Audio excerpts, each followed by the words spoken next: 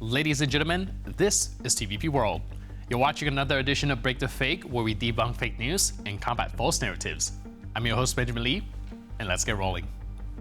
Europe is holding its breath again, not because of gas this time, but because of gossip. The media was abuzz this past week with the news that Putin will be flying to Budapest.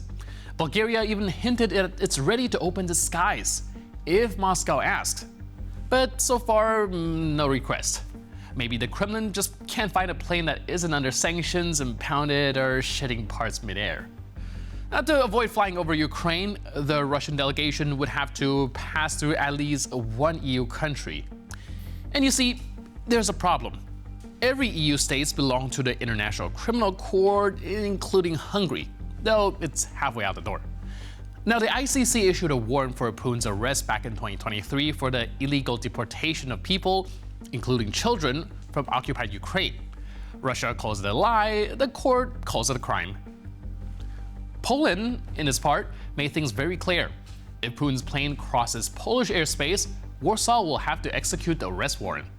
Sergei Lavrov immediately jumped into action, accusing Poland of justifying terrorism, even hinting that Polish Foreign Minister Sikorski had threatened Putin's safety in the air. Apparently, for the Kremlin, international law and terrorism are now synonymous. По-прежнему сейчас Зеленского и его команду провоцируют и поляки, которые оправдали этот террористический акт, имея в виду удары по Северным потокам, и поляки теперь и сами готовы совершать террористические акты.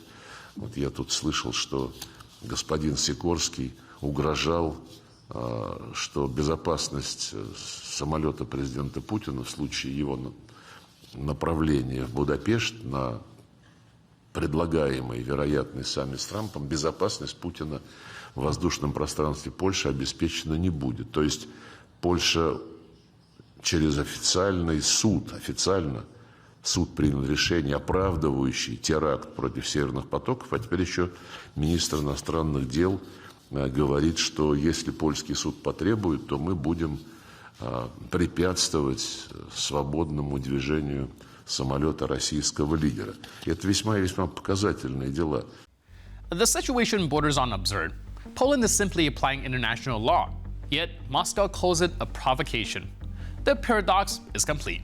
Russia breaks every rule it wants, then screams terrorism when the others follow the law.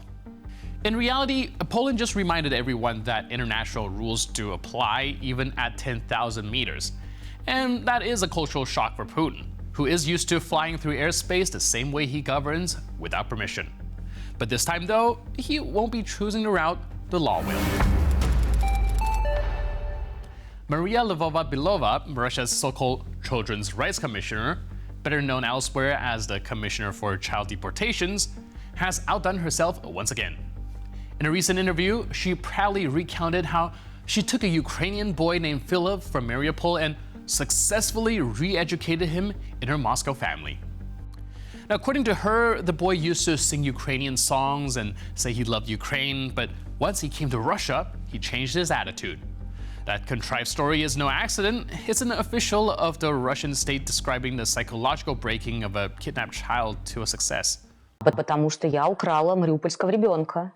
И, в общем, взяла его в свою семью, что я настолько вызывающе себя веду, что вот я даже ребенка украинского себе взяла. Очень, конечно, осложнил наш такой общий семейный фон Филипп, который приехал из Мариуполя, потому что приехал в очень тяжелом состоянии, посттравматический синдром у него был после всех этих обстрелов, плюс особое отношение к России, которое особое отношение к России, это что значит? Ну, это тот негатив, который взращивали в Мариуполе долгое время у детей, в школах. Это была прям программа, которой он был тоже так же подвержен, как и все остальные. Поэтому он всегда мне говорил: я тебя люблю, ты мать, а все остальное, Москва, там, Россия, вообще вот все меня раздражает, ничего этого не хочется. Все время там какие-то истерики, все время мы там разговаривали по ночам с ним. Он не хотел жить в России, дома. Получается? Он не хотел жить в России, да. И как вы с этим справились? Любовью. Был момент прям переломный, я его очень хорошо помню, потому что он все время сидел на проукраинских сайтах, ну и читал там, в общем, всю пропаганду. Будучи в Москве уже? Конечно, будучи в моей семье, вот он, да, на Вы не диване, знали на об этом диване или знали? сидит и смотрит. Нет, ну я когда видела, конечно, я говорила, слушай, ну это как бы, давай, все-таки ты Не приехал надо, уже да? в Россию, нужно как-то менять отношения. Риторика какая? То есть я не хочу жить в России, Я не хочу на жить в Украине? России, да, потому что, значит, я люблю Украину, он пел песни на украинском языке все время. Его постепенно началось изменение сознания в сторону того, что есть на самом деле. То есть от этой пропаганды постепенно отходить. Но сейчас он на Украину не хочет. Нет, о чем вы говорите? Он так иногда приезжает в Мариуполь раз там в год, в полгода и говорит, не-не-не, я домой. But Philip's story isn't an exception, it's a template. The Kremlin has turned child protection into propaganda theater. In a normal country, a confession like that would lead straight to an interrogation. In Putin's Russia, it earns a primetime feature with sentimental music. A kind Russian mother opens her heart to an orphan. And yeah, that mother is under an active international criminal court warrant for the illegal deportation of Ukrainian children. The most grotesque part? Russian media frames this as the success of integrating Ukrainian children into Russian society. Integrating into what exactly?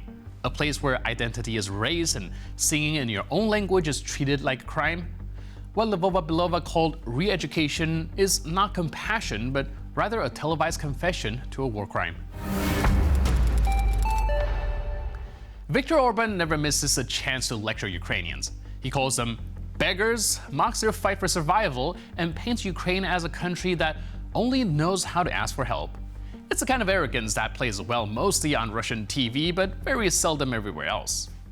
Megtámadnak egy országot, akármilyen okból is, már Ukrajnát megtámadták, ha tudsz, segíts.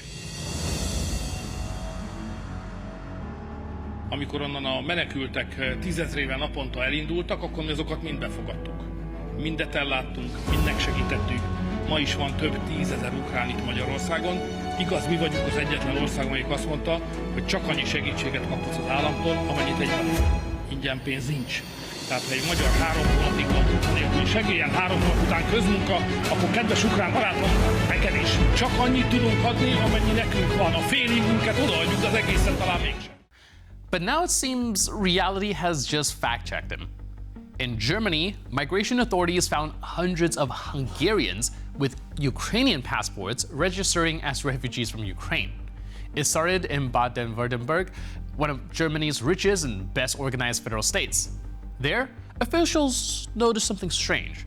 Many Ukrainians didn't speak Ukrainian. They spoke only Hungarian and even needed Hungarian interpreters. Other federal states reported the same thing. Between May 2023 and October this year, get this, 9,640 suspicious cases were registered, 1,136 of them this year alone. It's now confirmed that 568 of those applicants are Hungarian citizens, some holding dual citizenship. And here's the punchline. As EU citizens, they don't qualify for the temporary protection or social aid granted to Ukrainian refugees. In other words, Hungarians pretending to be Ukrainians ended up as actual beggars, only without the benefits. The German authorities didn't editorialize. They just listed the facts. But they didn't have to. Orban's favorite insult just came full circle. His own citizens try to claim the same refugee support he mocks Ukraine for needing. Turns out that moral superiority is a lot like refugee aid. Easy to demand, harder to earn. And with that, we conclude this edition of Break the Fake. But for more news, update, and commentary, please stay tuned to TVP World.